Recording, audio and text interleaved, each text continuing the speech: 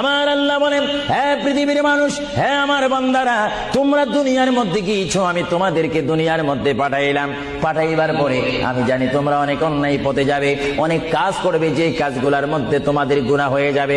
হ্যাঁ বান্দা, তোমরা গুনাহ করবে তাও আমি ভালো মতো জানি, তোমরা পাপ করবে তাও আমি ভালো মতো জানি। বান্দারে, পাপ করার পরে, গুনাহ করার পরে একাই কি মসজিদের মধ্যে তোমরা কেঁদেছো, রব্বানা যালামনা, বলেন রব্বানা যালামনা আনফুসানা ওয়া ইন লাম তাগফির লানা ওয়া তুরহামনা লানাকুনান্না মিনাল খাসিরিন বলে বলে মসজিদে কেঁদেছো, আসরের নামাজ পড়ে কেঁদেছো, যোহরের নামাজ পড়ে কেঁদেছো, মাগরিবের পড়ে কেঁদেছো, এশার নামাজ পড়ে কেঁদেছো। বান্দা, নামাজের মুসল্লা যখন বসে যাও, আমি আল্লাহকে তোমরা বারবার বল, আল্লাহ গো আমার গুনাহ মাফ করে দাও। তারপরও আমি তোমাদের গুনাহ মাফ করে নেই।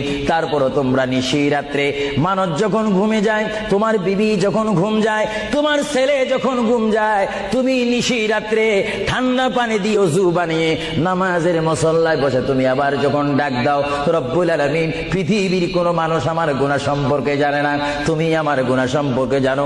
আমি এমন গুনাহ করেছি আমার বিবি জানে না, বিবি গুনাহ করেছে আমি জানি না। আল্লাহ, তুমি সব কিচ্ছু জানো। হে আমার প্রভু, তুমি আমাকে মাফ করে দাও।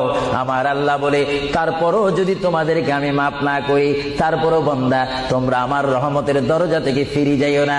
আমি তোমাদেরকে হুকুম দিচ্ছি, ওয়ালাউ আন্নাহুম ইয যালামু আনফুসাহুম জাউকা, বান্দারে, যদি গুনাহ করে ফেলো, আমার রহমত থেকে মুখ ফিরে তুমি চলে যাইও না। বান্দা, আকাশ পরিমাণ যদি গুনাহ করো, পাতাল পরিমাণ যদি গুনাহ করো, সাগরের পানি পরিমাণ যদি গুনাহ করো,